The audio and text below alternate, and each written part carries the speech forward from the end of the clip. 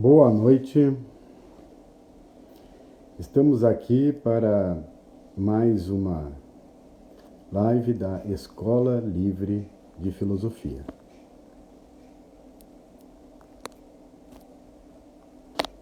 Sejam bem-vindos, todos que estão aqui presentes hoje. Olá. Está conseguindo me escutar bem? Boa noite, Juliano. Boa A tua noite. voz está bastante baixa, se puder aumentar o seu volume, agradecemos. Boa noite, Miguel, Sandri Lira, Tatiane, que estão aqui presentes conosco. Prazer em recebê-los. A Escola Livre de Filosofia consiste em uma associação de professores de filosofia que buscam levar a filosofia para além do espaço acadêmico, né? Trazendo a filosofia para o nosso dia a dia, pensando questões relacionadas à nossa existência, ao cotidiano, às questões filosóficas que intrigam as nossas vidas. Agradeço pela presença de todos. Clayton, boa noite.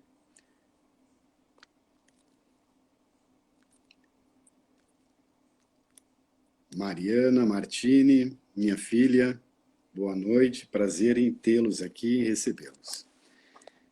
Apresento a vocês, então, na live nossa do dia de hoje, da Escola Livre de Filosofia, o professor Juliano Merna de Bittencourt. O professor Juliano é bacharel e licenciado em Filosofia pela Pontifícia Universidade Católica do Rio Grande do Sul, é professor de inglês, tem experiência em lecionar inglês desde 2012, já há bastante tempo, participou de diversas edições da organização da Olimpíada de Filosofia do Rio Grande do Sul e, mais recentemente, de uma Olimpíada de Filosofia que teve um caráter nacional.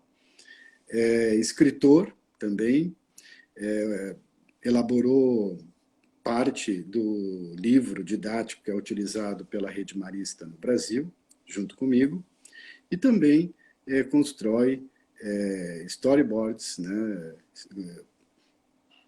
scripting, né, sobre história em quadrinhos.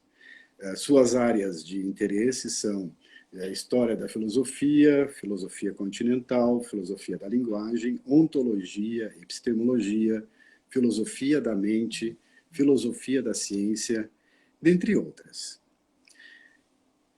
Eu sou Sérgio Augusto Sardi, sou professor na Pontifícia Universidade Católica do Rio Grande do Sul, já há 25 anos, leciono há 40 anos, né? Minhas áreas também são metafísica, filosofia da linguagem, filosofia antiga, metodologia do ensino de filosofia, filosofia com crianças, dentre outras. Agradeço a presença de vocês, espero que possa ser útil a nossa abordagem do dia de hoje. O tema da nossa live hoje é o indizível. Algumas pessoas ficaram me perguntando, mas então, numa live sobre o indizível, você vai ficar quieto durante todo o tempo? É uma questão que intriga, né? Porque como falar do indizível? Já há algo de paradoxal nisso, né? À medida em que estamos na linguagem, de algum modo parece que estamos cercados. Outra interrogação que nos surge é o de pensarmos que aquilo que não é dizível seja também impensável. Será que é assim mesmo? Será que quando não conseguimos falar, quando não há palavras para dizer algo, isso também não é pensável? Há uma relação entre o pensamento e a linguagem que é indissociável? Ou será que há uma liberdade mais ampla no nosso pensar e sentir que nos coloca em uma outra relação possível com a linguagem? E quais são as características desta outra relação possível, se é que ela é possível? Eu vou abordar algumas ideias, trazer algumas questões para que possamos pensar juntos, e na medida em que vocês tenham perguntas, por gentileza, embaixo ali vocês têm um chat, né? Vocês podem escrever as suas perguntas, será com muito prazer que nós tentaremos respondê-las, ou pelo menos ficarmos intrigados juntos e comentá-las. Em primeiro lugar, eu gostaria de que a gente fizesse uma pequena experiência, né? Porque sempre aquilo que nos toca existencialmente é um ótimo ponto de partida para pensarmos. E essa experiência, ela é relativamente simples. Apenas se concentre neste momento que nós estamos vivendo. Na sua presença no mundo, nesse instante. Aqui, no caso, aí e agora. Sinta isso intensamente. Essa forma de contato com a realidade é um contato intenso. Por si só, contém muito mais do que tudo que poderíamos dizer a este respeito. Você consegue sentir? Não se trata de uma afirmação da minha parte. Se trata da possibilidade de partilharmos uma experiência. E dentro desta experiência, entrarmos em contato direto com algo que transborda da possibilidade de reduzirmos a palavras expressões. E que por mais que utilizemos expressões, como estamos fazendo aqui agora, para assinalar isso, para apontar essa experiência, a experiência, quando você se coloca nela, em si mesmo, sinta a sua existência nesse momento. É misterioso demais. Há muito mais aqui. A mim, constato assim. A mim, percebo diante de um limite. E neste limite, percebo que há um caminho. Não se trata de um limite impeditivo. Não se trata de um limite que me diga, a partir daqui você não consegue ultrapassar. Pelo contrário, é a própria percepção do limite que me diz que há algo além do limite e que eu posso, então, me dirigir dentro desse caminho. Há algo mais. Talvez recriando a linguagem, criando possibilidades inusitadas no campo de um estilo, no campo da minha expressividade, para me aproximar incessantemente disso que sinto aqui e agora e poderia expandir isso indefinidamente. O indizível não é simplesmente o limite. O indizível é o resultado de uma experiência que me aponta o caminho, que me aponta um caminho em que a linguagem se põe em movimento, em que a linguagem se põe em movimento em direção a uma recriação de significações e, nesse contexto, a uma possibilidade de ampliação da minha percepção do real. Aqui e agora, a tua existência neste momento, enquanto você a sente, é o campo básico da indizibilidade, da inefabilidade. Algo misterioso demais. E que podemos, sim, sentir juntos. Perceba isso agora. Podemos sentir juntos. Isto torna este acontecimento ainda mais misterioso. Multiplicado por todos os seres humanos do planeta, todos os seres humanos que já existiram e que virão a existir. Partilharmos esse mistério, entrarmos em contato com esse mistério juntos, o fato de estarmos juntos nesse contato nos diz algo sobre o próprio mistério que estamos em contato. Diz algo sobre nós mesmos. E o que diz? O que diz tem a ver com a possibilidade de uma espécie de significação, de resposta, de um caminho.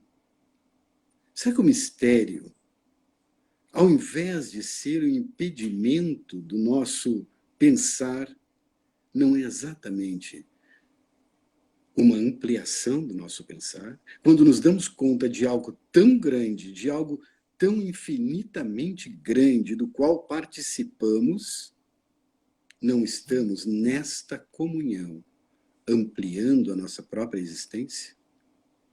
Que nome se dá a isso? A esta partilha da existência no mistério que nos cerca. Este desafio de criar e recriar linguagens talvez nos coloque em uma sintonia ainda maior. Mas, como diz Henri Bergson, ocorre aqui um movimento muito interessante. Um movimento no qual um certo zigue-zague entre silêncio e linguagem começa a se pôr. Retorne ao sentimento, busque expressá-lo. Ao expressá-lo, novas facetas surgirão. Retorne novamente ao sentimento. Há algo mais. Nesse retorno, há algo que está na origem, na tua própria experiência, nesse transbordar da linguagem que isso vai gerar, novas perspectivas e um novo retorno agora ampliado e novas perspectivas, um zigue-zague que está no núcleo de todo o processo de criação. Uma inversão nas relações com a linguagem se pôs aqui nesse processo. E esta inversão, ela é legitimamente filosófica. Por que eu falo de uma inversão nas relações com a linguagem? Nós, quando estamos diante da realidade, já temos prefigurado um certo mapeamento desta realidade. Isto é um armário, isto é uma parede, isto é um óculos, isto é um boné. Esse mapeamento que não é apenas o fato de darmos nomes, mas que, junto com os nomes que damos, já certas funções são prefiguradas para essas coisas, certas características são destacadas. Nós vemos de um certo modo, em função da maneira como nomeamos e como expressamos as coisas. E isso está dentro de um processo construtivo. Nós construímos mentalmente a realidade. Quem olha para uma escada e nunca viu uma escada pode pensar que a escada é qualquer outra coisa menos uma escada. Quem olha para um guarda-chuva, para uma garrafa, seja o que for, e não tem prefigurado a função tal, o desígnio tal, a propriedade tal, vai ter outro acesso e construir esse objeto de outro modo. Quando nós separamos as coisas, separamos porta de parede, separamos um determinado tipo de animal de outro tipo de animal, nós estamos construindo arranjos mentais sobre o mundo. Nossa conexão mental com o mundo é uma conexão construtiva do qual a linguagem faz parte. Agora vocês imaginem, né, que se nós partimos desta relação já da palavra para o mundo, desse modo prefigurado para olhar as coisas, que agora então surgem, emergem de forma prefigurada para nós, imaginem agora se nós invertimos esta relação. Como os meditadores zen budistas, por exemplo, buscam fazer, né, num primeiro estágio, pelo menos, do zazen. Olhar as coisas como elas são. O que você toca é apenas o que você toca. O que você vê é o que você vê. O que você cheira, o que você escuta, é aquilo que você escuta. E você está imerso dentro da experiência. Inverte. Ao invés de ir da palavra, da prefiguração, entra na experiência. Desta experiência, desta relação, é que você chega na linguagem. Chega de volta na linguagem. Nesta inversão, ao chegar de volta na linguagem, algo criativo com certeza vai se instalar. Principalmente quando aspectos sutis, aspectos mais sutis e cada vez mais sutis destas realidades, desses acontecimentos, dessas experiências são trazidos dentro deste retorno. Esta inversão vai levar a que filósofos diversos, dentro de milhares de anos da história da filosofia, tivessem que criar conceitos, estilos, formas de expressão singulares. Vejam, por exemplo, como falar do tempo, tendo em vista que agora, nesse retorno à experiência vivida do tempo, possamos nos dar conta de aspectos dessa experiência que antes se davam de forma invisível, porque nós olhavam apenas para o tempo, utilizando uma palavra tempo que tinha um construto, que tinha um significado já prefigurado, que é de algo que passa. Ponto. Mas vamos voltar à experiência do tempo. Sentir ela diretamente. Não se trata apenas de algo que passa, como aqui agora já acabou e acabou e acabou. Se trata também de algo que permanece. Veja, continua sendo agora, continuamente agora, eternamente agora. Toda a história do universo ocorre em um presente muito misterioso. O universo está no seu presente. Não é apenas nós que estamos, o universo está no seu presente. Esta eternidade dada neste agora, neste momento vivido, eu posso entrar em contato com isso, você pode entrar em contato com isso, podemos sentir juntos, contém algo mais que a expressão tempo, que a palavra tempo, o significado tempo que nós utilizávamos cotidianamente nos informava. Mas tem mais aqui ainda. Se além dessa eternidade que a gente encontrou no agora, que se dá de forma paradoxal, correlacionada também com esse constante desaparecer e emergir, há ainda mais um aspecto. Percebam, é a primeira vez na história do universo, é a primeira vez que é agora. E, novamente, é a primeira vez que é agora. Nunca antes foi este agora, esse contato com o real, agora. Você podemos juntos sentir isso. É a primeira vez, eternamente a primeira vez que é agora. Este emergir contínuo do tempo como uma irrupção de uma novidade incessante de forma contínua, no qual você está inserido, como uma substância do mundo, como um estofo, a base da própria realidade, este emergir. Nunca antes foi agora. Você está assistindo a criação do mundo sentado na sua cadeira. Nesse momento, ainda e ainda e ainda, um universo emergindo, surgindo, sendo criado continuamente a cada instante. Já não sabemos mais o que é o tempo. Já a palavra tempo, a significação tempo, nos parece pequena. Retornando à experiência, observando aspectos que antes não estavam dados, abrindo-se a essas possibilidades, entrando em contato, não se trata de uma ilusão, entrando em contato com isso, há algo mais a dizer. E aquilo que era o indizível se torna caminho, se torna o lugar em que o limite se pôs e que mostra o seu outro lado, para que possamos avançar. Henri Bergson chamou isso de duração. Professor Clayton, prazer em tê-lo aqui conosco. O professor Clayton escreveu: o agora é único. Esse aspecto de unicidade, de ser único, de ser irrepetível, que está relacionado com esse aspecto de ser a primeira vez. É mais um aspecto que você encontrou, professor. Mais um aspecto.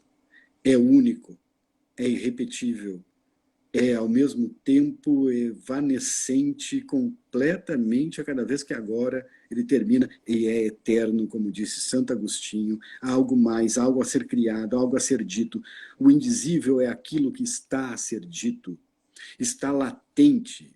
Ele é a resposta possível a uma experiência de retorno ao vivenciado. E que nessa experiência de retorno ao vivenciado, agora temos um limite que se abre, uma expansão de uma percepção. Mas o indizível está em toda parte. Está em toda parte. Está em todas as coisas que temos contato no dia a dia e que são passíveis de uma nova experimentação sobre uma nova possibilidade, inclusive aquilo que ocorre dentro de nós, que chamamos, por exemplo, de sentimentos. É muito estranho pensar que nós julguemos que os nossos sentimentos possíveis são aqueles que são prescritos pelo dicionário. Se pegar o conjunto de sentimentos que os seres humanos têm, né, que contém palavras para expressá-los, você vai chegar a um número de 20, 30, 50, uma centena de sentimentos, talvez. São apenas essas as experiências que podemos ter internamente. Vamos observar as variações. Saudade, por exemplo. Né? Eu não sei se você já sentiu isso, e é algo muito interessante, quando alguma coisa está acontecendo e é algo que tem um aspecto significativo, intenso, que o momento em que provavelmente não, você se dá conta não irá se repetir, você está com alguém que é importante, esse momento não volta mais, e você naquele momento em que algo está acontecendo e não terminou e ainda está ocorrendo, você já está com saudade. Eu já senti isso. Mas é uma saudade que a palavra saudade na significação comum não cabe, porque ela tem a ver com o presente, ela tem a ver com o agora. Ela tem a ver com esse momento vivido. A saudade de uma forma de pensar que se associa à vida como ela é, no momento em que ela decorre. Mas eu posso ter saudade também de algo que nunca aconteceu. Eu posso ter saudade de um futuro que imaginei e que não é mais possível. Eu posso ter saudade de um tempo que eu nunca vivi, de um tempo imemorial, de um passado remoto, de uma gênese, de uma morada da alma. Quando, então, invertendo a relação com a linguagem, nos pomos a reinventar a própria linguagem, e estamos assim filosofando, reinventamos mundos possíveis, reinventamos possibilidades de sentido e de significação à nossa própria existência. Nos autoconhecemos. Um exercício interessante, e eu vou passar a palavra para o Juliano em breve, seria o de... E aí vocês quiserem, escrevam aqui, dizendo sentimentos que não temos palavras para expressar. Eles são invisíveis. Estão aí em toda parte. Outro dia alguém me falou de um sentimento. Eu tenho um certo sentimento estranho em que eu tenho um certo receio de um vazio que eu não conheço.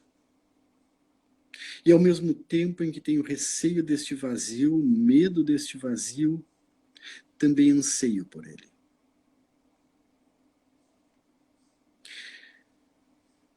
Um dia alguém me fala, amar, o amor que alguém tem por você é diferente de amar esta outra pessoa. Então, como é o nome deste amor pelo amor que o outro tem? Como é o nome desse sentimento de gratidão por existir? Nós podemos falar em gratidão, mas gratidão é uma palavra que pode servir para muitas coisas. Esse gratidão pelo puro ato de existir. Lembro de um dia, eu criança, em torno de 7 anos, olhando para uma árvore, a luz do sol bate na árvore, se expande até o chão em raios, e eu me dou conta, naquele momento, diante disso, eu estou aqui agora, eu existo. Aí gritei na minha cabeça, eu ganhei uma vida, eu ganhei esta vida de grátis, como eu dizia quando era criança, de grátis, ganhei do nada, pura gratidão. Tatiana escreveu, é um sentimento que não sabemos explicar, mas esta é a arte. Não sabemos explicar, não pretendemos esgotar com as palavras, porque o indizível também é esta não pretensão de um esgotamento da realidade, é deixá-lo também aberto, mas ainda assim, ao retornar, trazemos algo mais, perspectivas novas, num caminho infinito, abrindo fronteiras. Gratidão pela existência de alguém. Qual é o nome disso? Só o fato de existir já é uma dádiva, diz Tatiane. Esta dádiva, pelo fato de existir. Você está tocando o indizível, está tocando o inefável neste exato momento. Agora olhe atentamente. Olhe com um certo microscópio mental. Afina o sentimento. E aqui há algo poeticamente lindo a ser dito. Mariana está dizendo, precisamos aprender a sentir o indizível. Muito obrigado. Esse aprender a sentir o indizível nos devolve a nossa humanidade. As significações humanas, irredutíveis a significações de máquina, irredutíveis a algoritmos, irredutíveis a fórmulas, que fazem com que possamos nos reconhecer uns aos outros em um diálogo de humanos para humanos. O indizível permeia nossos diálogos quando nos sabemos humanos e sabemos que de um ao outro há o indizível atrás da experiência de cada um. O indizível é o que nos liga com a vida. O indizível é o que nos liga com o mistério. Isso que nos acolhe. Porque o mistério, de algum modo, é também uma resposta. Um tipo de resposta feita de silêncio. Um silêncio gritante, um silêncio gigantesco. Pertencemos a algo maior que nós mesmos. E há nisso um encontro possível. Na história do pensamento, o indizível surge sempre que um filósofo está buscando a fundamentação do seu pensamento, sempre que ele está buscando ampliar os horizontes de percepção daquele que lê. E como dizia Platão, lá no Fedro, um texto é nada, um texto não diz nada senão alguém para lê-lo. É na alma de cada um que lê que ele fala. E é por quê? Porque nessa alma há uma experiência possível que vai fazer parte desse dito. Ninguém diz nada, ninguém, através de palavras, simplesmente. A gente diz algo para o outro, porque essas palavras convidam o outro a voltar à sua própria experiência, que contém em si algo de indizível, e é dentro dessa experiência indizível sua, essa experiência indizível minha, de cada um, que nos comunicamos indiretamente através de palavras, Merleau-Ponty. E essa conexão indireta que fala de silêncio para silêncio, de existência para existência, de experiência para experiência, onde cada acontecimento contém muito mais do que aquilo que poderia ser dito, promove um reconhecimento e uma possibilidade de um encontro com algo mais nesse diálogo que é inusitado.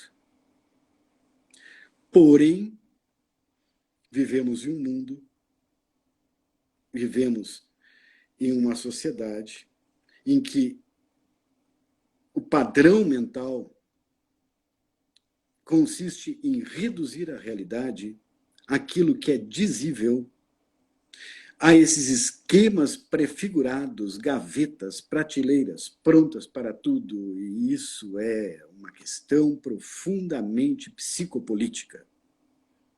Se libertar da linguagem é um ato de transformação política também, de transformação humana. Vale a pena experienciar. É também um ato prazeroso. É arte, é filosofia, é poesia, é um mistério de volta. Muito obrigado por enquanto. Vou ler as observações de vocês e passar um pouquinho a palavra para o Juliano. Muito obrigado, Juliano. Tá conseguindo me escutar bem? Se puderes aumentar um pouquinho o volume, agradecemos. Tá conseguindo me escutar bem? Tá no máximo o volume aqui. Dá para escutar, sim. Um pouco baixo, mas conseguimos escutar. É. Bom, essa tentativa de resgate a uma experiência e de resgate a um determinado modo de relação com a nossa linguagem, mas não apenas com a nossa linguagem, mas em modo de relação com tudo aquilo que está ao nosso entorno, no qual nós experimentamos sempre e de novo as coisas como se fosse a primeira vez. Isso é um modo, evidentemente, de remeter ao indizível. Sim, é um modo de remeter ao indizível, mas não é apenas remeter a um indizível. Isso é um modo de remeter a uma experiência que é uma experiência originária. E eu digo originária, e vocês podem ver na história da filosofia, alguns autores chamam isso de originário. Originário no sentido de que essa experiência, ela contém tantas possibilidades em si mesma, e ela própria, ela dá raiz, dela própria brotam outras possibilidades de se pensar as coisas de modo distinto, outras possibilidades de se ver o mundo ou de ver a si mesmo, outras possibilidades de, em última instância, de compreensão das coisas. Esse modo de compreensão das coisas, quando a gente compreende o que está à nossa volta enquanto mistério, e isso é uma experiência também do indizível, é uma experiência muito profunda, é uma experiência também... existe um elemento ético nela, mas... aliás, eu digo elemento ético no sentido de que a experiência do mistério ela tem a ver com uma tomada de consciência, a tomada de consciência de que nós não somos os soberanos que estão dominando a realidade e estamos lidando com a realidade ao nosso redor apenas em termos de esquemas, esses esquemas conceituais prontos que a gente tem na nossa linguagem cotidiana, em que a gente acha que a gente domina as coisas. Esse modo de pensar, ele é um modo de pensar em que, sim, ele criou todo esse nosso mundo ocidental, ele possibilitou muitas coisas, ele possibilitou avanços, possibilitou tecnologia, claro, tudo que está ao nosso redor foi erigido, de alguma maneira, a partir de um determinado modo de relação com a linguagem e modo de relação com aquilo que a gente chama de conhecimento. Porque, afinal, para a gente definir conhecimento, a gente precisa também utilizar a linguagem e a gente precisa ter uma determinada relação com o mundo. A gente define, isso é conhecível, isso é dizível, e aquilo, a outra coisa, não é conhecível. O que não é conhecível não é dizível. Então, comumente, a gente trabalha com esse tipo de dualidade, só que a gente trabalha com essa dualidade como se fossem absoluta, como se fossem dualidades absolutas e como se elas fossem dualidades segundo as quais a gente não precisasse pensar a respeito delas de novo. Mas aí depois, em determinadas experiências, quando coisas acontecem na nossa vida que nos falta palavra, aqueles momentos em que simplesmente nos falta o que dizer, ou aqueles momentos em que as coisas, elas simplesmente, elas não vão necessariamente contra nós, mas elas vão contra, elas se põem diante e elas desafiam as nossas concepções prévias, nesse sentido que seria contra nós.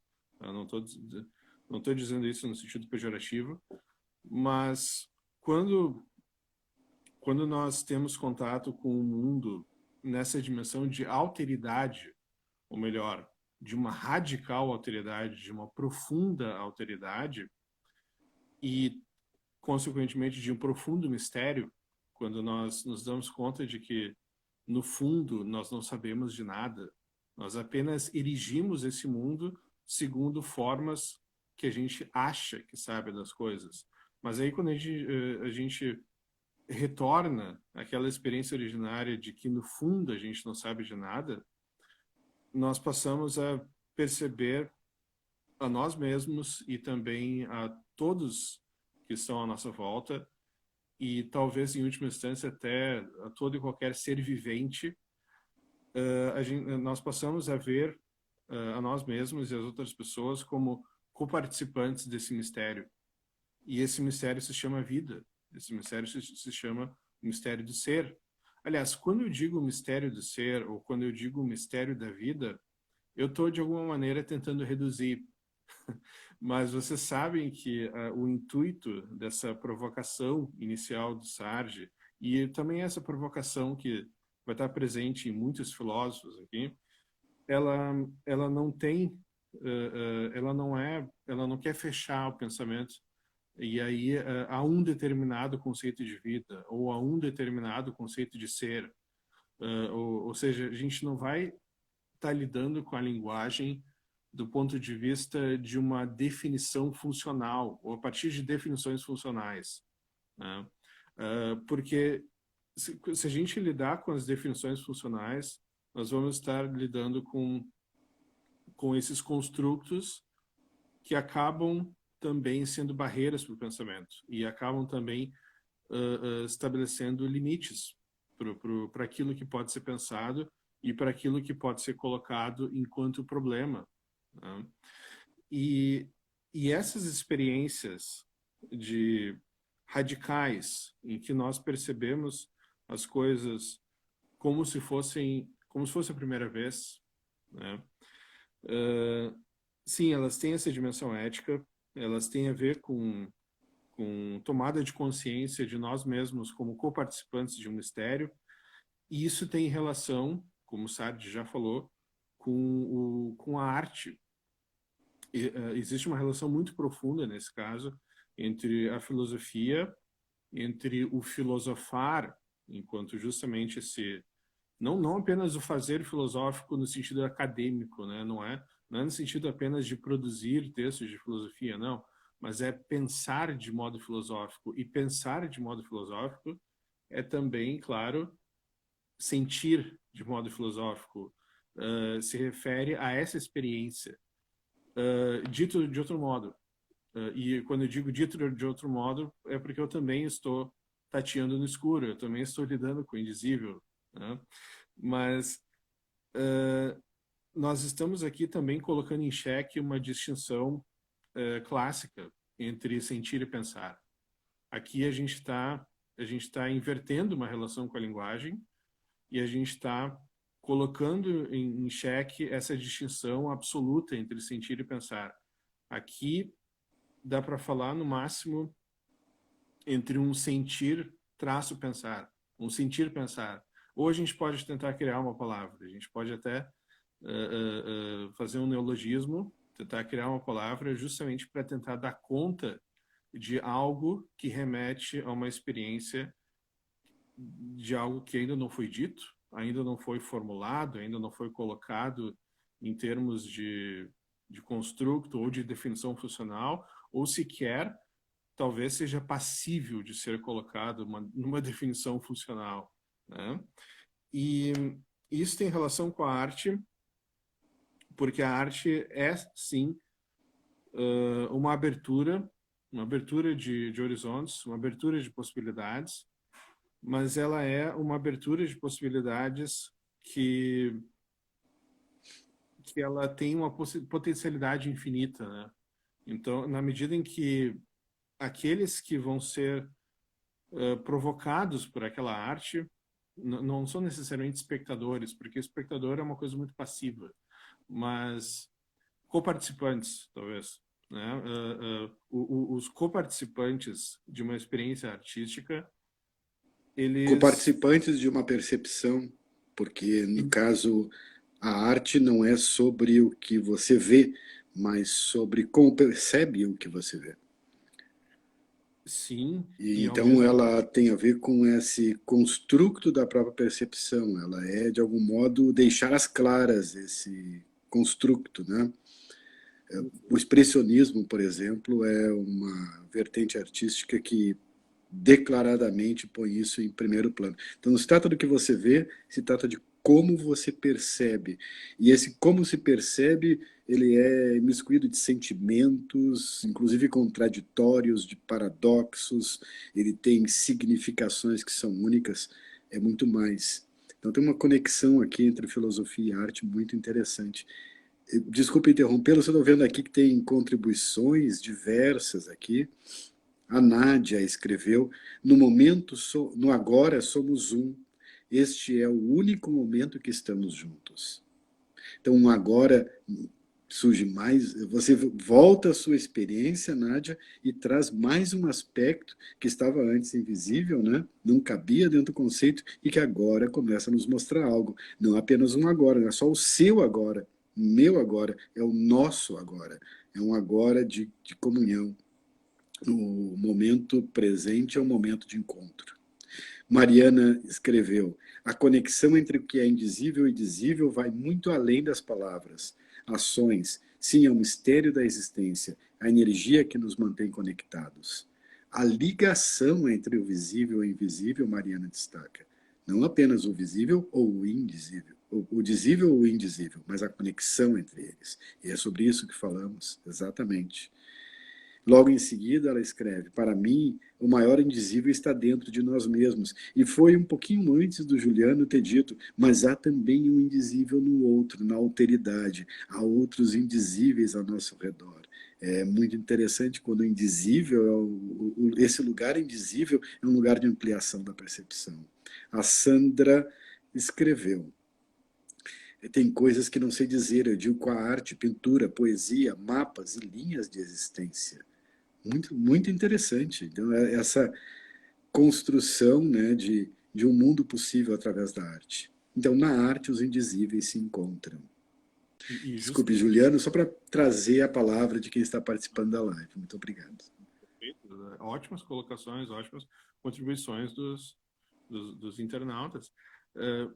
Pois é, essa última aí, esse último comentário é justamente essa relação com o indizível e o produzir artístico. É aí que a gente encontra uma analogia, uma ponte também com o próprio filosofar, com a experiência do filosofar e com o fazer filosófico, né? Porque os conceitos filosóficos, eles eles também partem de uma determinada tensão com o dizível. Claro, porque previamente eles partem de uma tensão com a linguagem, né?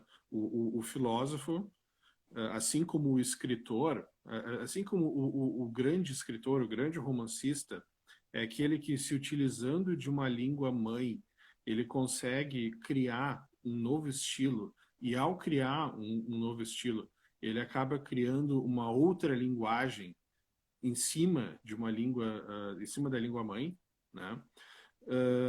O fazer filosófico também é isso, né? A criação de conceitos filosóficos é porque, sim, o Sartre já citou o Bergson, né? É porque o filósofo, o Bergson, ele disse isso mais ou menos dessa maneira. Eu vou tentar simplificar ao máximo, assim, mas é mais ou menos como se o filósofo ele tivesse uma determinada intuição sobre as coisas, é um determinado ver sobre as coisas. Ele enxerga a realidade, ele tem um insight e ele enxerga a realidade daquele modo que é um modo único, é um modo que só ele enxerga, né? Que ele passou a enxergar, ou que em determinado momento, que algo provocou ele, ou que muito pensamento, muito pensar, porventura levou ele a ver daquela maneira, mas em algum, enfim, independente de como ele chegou naquilo, ele passou a ver a realidade de uma determinada maneira.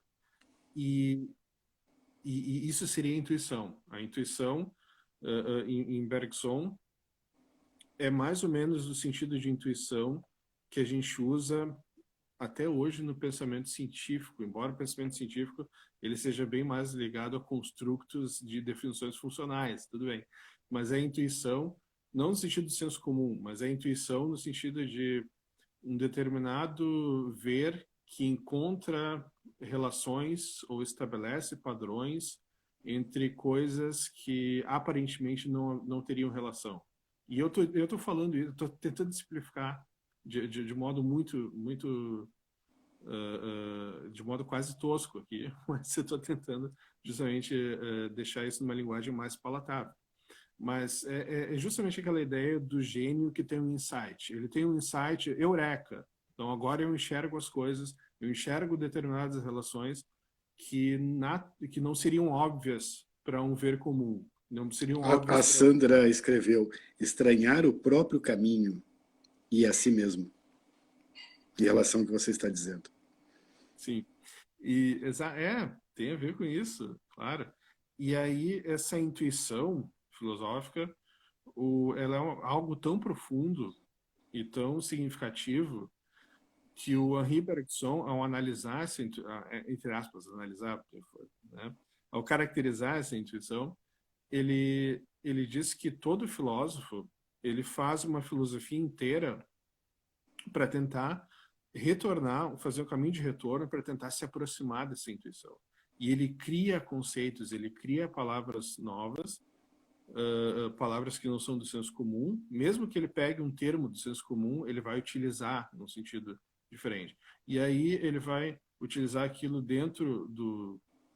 Claro, vai ter um certo caráter sistemático, qualquer sistema filosófico possui alguma concatenação, alguma relação entre premissas e conceitos, né? Enfim, a gente sabe disso. Mas é uma tentativa de retorno a isso. E é uma tentativa de retorno para algo que é indizível, para algo que está aquém, mas também se coloca para além. Aliás, esses dois termos o Sartre usa bastante, aquém e além Uhum.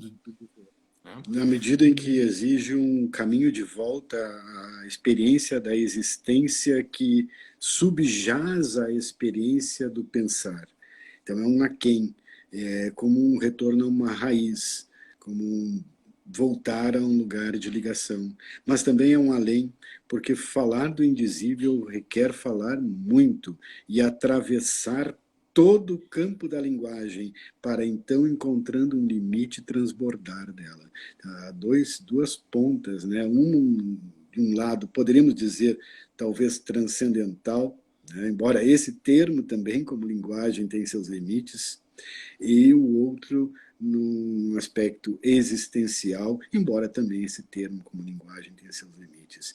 É uma atitude diante de tudo que é dito em que há uma suspeita em relação a seja o que for que seja dito e que há algo não dito dentro do dito, continuamente não dito, e esta atenção ao que há de não dito dentro do dito, que permite expandir o dito, não significa desmontar e desconstruir totalmente o dito, sabendo que ele é caminho de uma aproximação, de abertura de perspectivas, e que ele também, enquanto dito, é a própria ponte a partir do qual você salta para o indizível.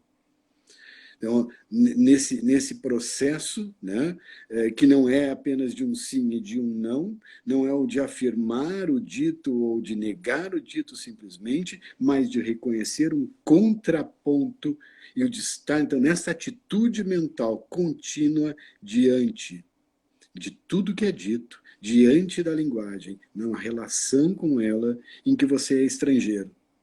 E essa condição de estrangeiridade de todas as línguas, principalmente, de modo mais profundamente possível, da língua-mãe. É a língua em que o filósofo se torna mais estrangeiro, né? Porque ele é mais íntimo com essa língua. E esta estrangeiridade, em que cada palavra agora se abre a algo mais, se abre a um plano de retorno, o próprio espaço de fruição. Então, há um tipo de prazer, há um tipo de sentido, há um tipo de fruição existencial nesse processo. E essa tensão que é uma tensão essencial, porque ela tá o jogo, talvez a gente possa falar em jogo e tensão ao mesmo tempo. Essa tensão, esse jogo essencial entre o dito e o não dito e aquilo que é passível de ser dito também, e aquilo que não está dito, mas está colocado como sempre possibilidade para além de si mesmo. Isso eu vou usar uma distinção que o próprio Sartre criou na tese dele, que é a dualidade enunciativa-anunciativa, né, que é própria do dizer filosófico, né, em que a gente tem aquilo que está enunciado, aquilo que está dito, mas nós temos também a dimensão anunciativa, aquilo que é sempre, desde sempre evocado, aquilo que está sugerido, aquilo que está que é apenas apontado, mas nunca é totalmente domado, nunca é totalmente conquistado, por assim dizer, mas é algo que se coloca sempre para além. E isso de algo que se coloca sempre para além, mas que se coloca também como uma espécie de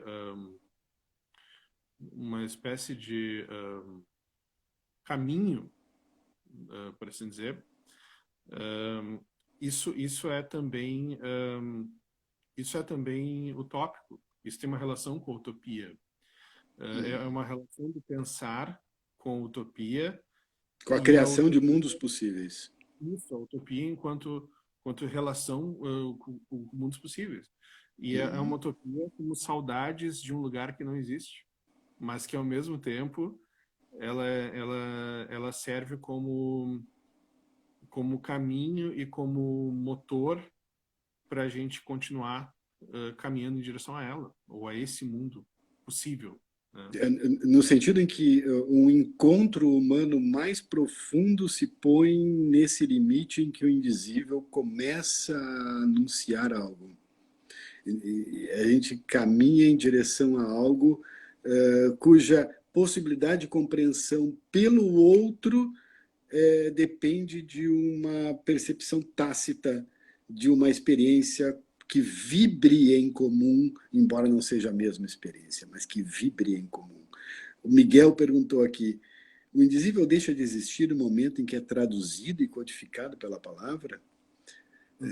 Segundo a perspectiva que estamos trabalhando, pelo contrário, há um momento em que você traz a palavra direta ou indiretamente relacionada a este antes indizível, você abre novos indizíveis. Na verdade, você amplia o indizível pela palavra. Justamente,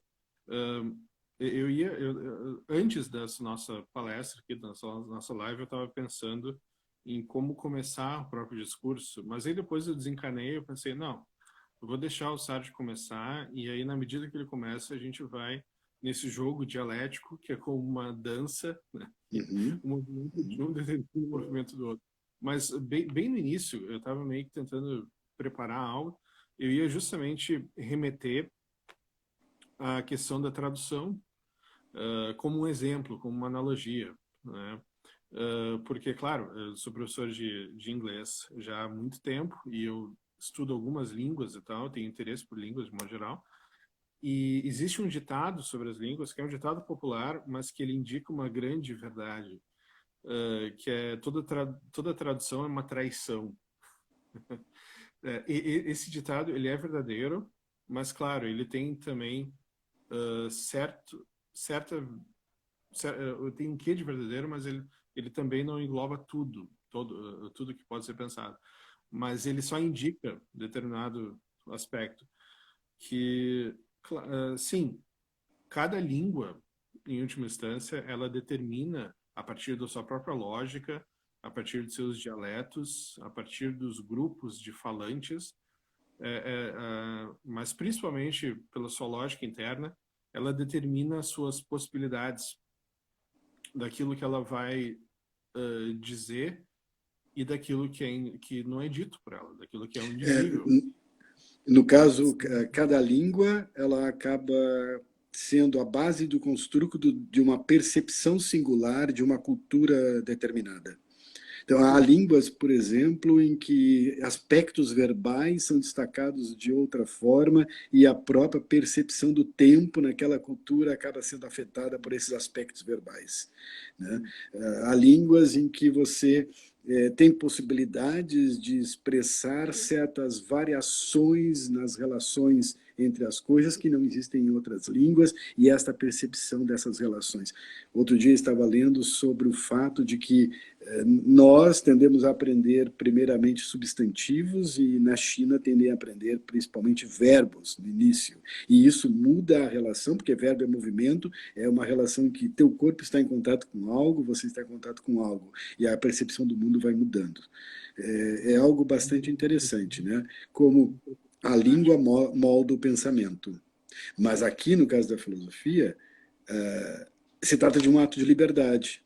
Se trata de um ato de ultrapassagem desses condicionamentos, que não são condicionamentos no sentido meramente negativo, também são base, a possibilidade para irmos além.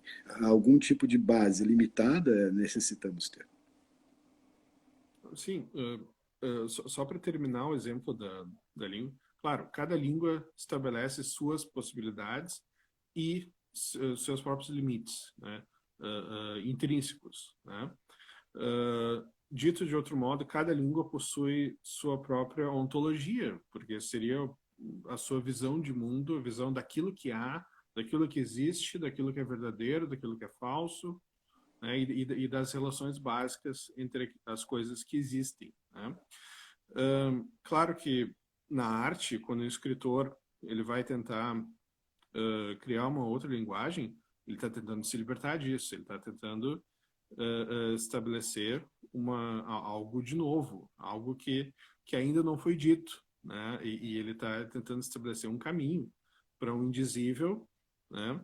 Mas, ao mesmo tempo, se a gente pensar na experiência mais profunda, mais originária ainda, a gente pode pensar que a própria linguagem ela já é uma expressão que já é uma tentativa de superação do indizível, porque na medida em que o indizível ele também faz parte da limitação ou da distância que existe entre o eu e a alteridade, né?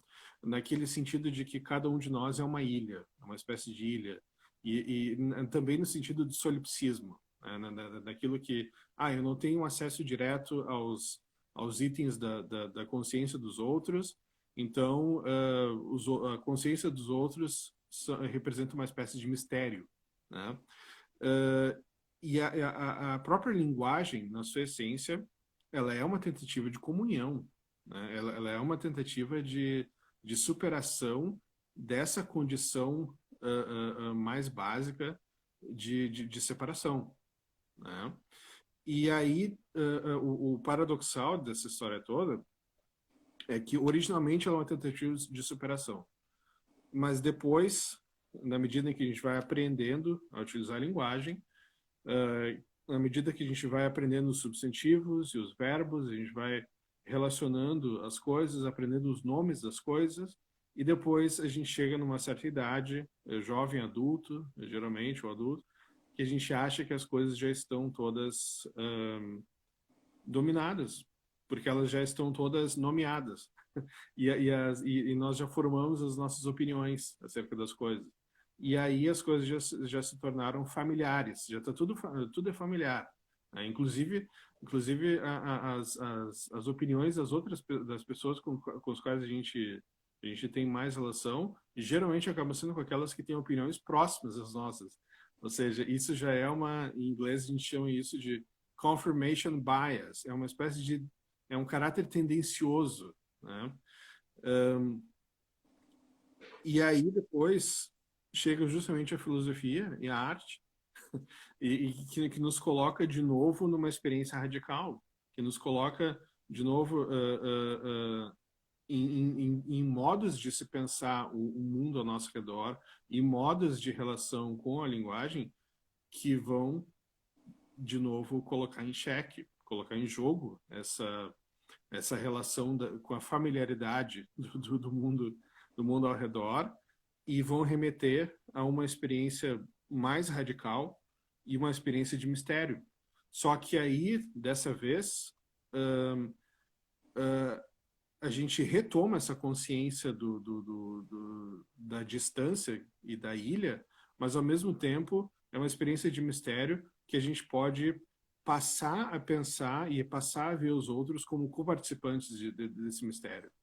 E aí, mas claro, esse caráter dessa ilha que cada um de nós é, e as nossas opiniões e a nossa própria ontologia pessoal, né? Isso é uma coisa, uma barreira intransponível, claro. O que a gente chama de amor é uma tentativa de superação dessa barreira, é uma tentativa de atingir alguma comunhão um pouco mais significativa, né?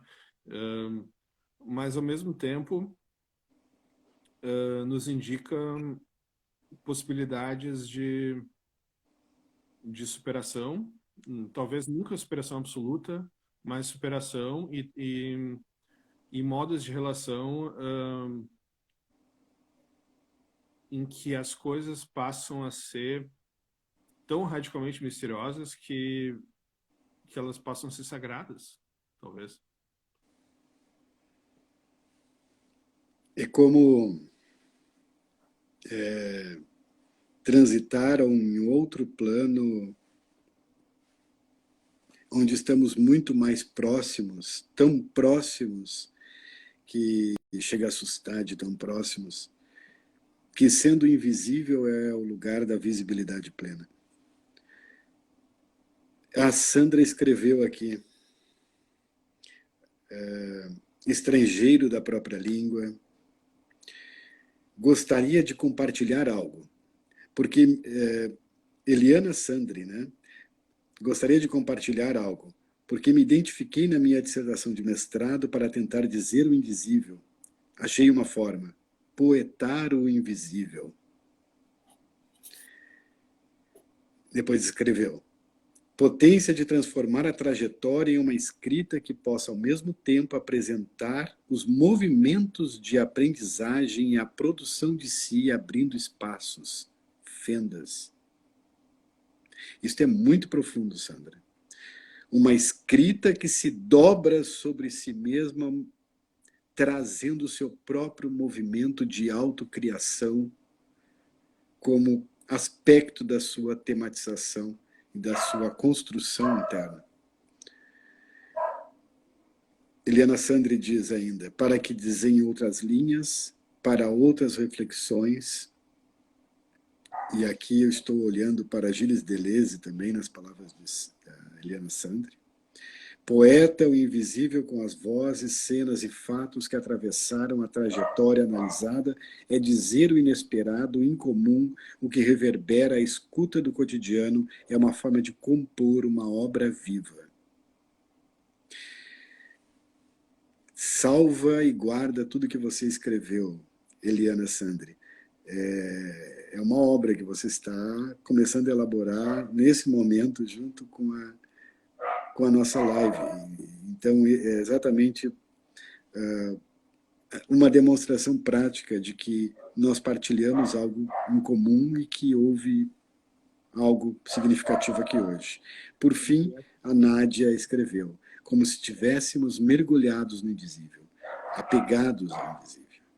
E essa é uma obra viva em que não é possível mais a distinção entre a artista e a obra, entre o sentir e o e entre o viver e, e o filosofar. Não tem mais como. E, ou como diria o Heráclito também, o caminho, ou entre o indizível e o indizível. Uhum. E como diria Heráclito também, eu poderia citar várias passagens do Heráclito, mas é como se o caminho para cima e o caminho para baixo fosse apenas um, né? Fosse um e o mesmo. Entende? É uma passagem do Heráclito que é assim. Eu só vou lembrar aqui que nós estamos com o nosso tempo já Sim. esgotado. O tempo passou muito rápido, né? Passou muito rápido. Aí a Eliana Sandri também nos deixou aqui o link para o PDF da sua dissertação de mestrado, que está editada. Solicito depois, por gentileza, me passe pelo WhatsApp também, que a gente tenta colocar aqui o link também na Escola Livre. E quem sabe você possa depois falar um pouquinho mais a esse respeito. Agradeço a todos que estiveram aqui presentes no dia de hoje. Retornamos na semana que vem com o professor Felipe Karasek, que vai nos falar sobre Nietzsche e o amor à vida. Talvez queira dizer algumas palavras finais. Juliano, agradeço a todos. Muito obrigado. Com você a palavra. Bom, eu gostaria só de agradecer ao Sarge, agradecer a todos que vieram nos prestigiar e agradecer, claro, a Escola Livre de Filosofia. Eu também estou engajado na Escola Livre e é isso. Uma vida não refletida não vale a pena ser vivida. Então, mas vamos continuar pensando, vamos continuar refletindo, mas vamos continuar nesse sentir, pensar nessa intensidade e tentar fazer o esforço de retornar a ver as coisas sempre e de novo como se fosse a primeira vez. E tentar manter a saudade de um lugar que não existe. Como crianças que agora percebem que não basta a vacina no braço, é preciso vacina na mente também. Então, muito obrigado a todos. Grande prazer em tê-los aqui. E até a semana que vem. Será na segunda-feira, neste mesmo horário. Obrigado.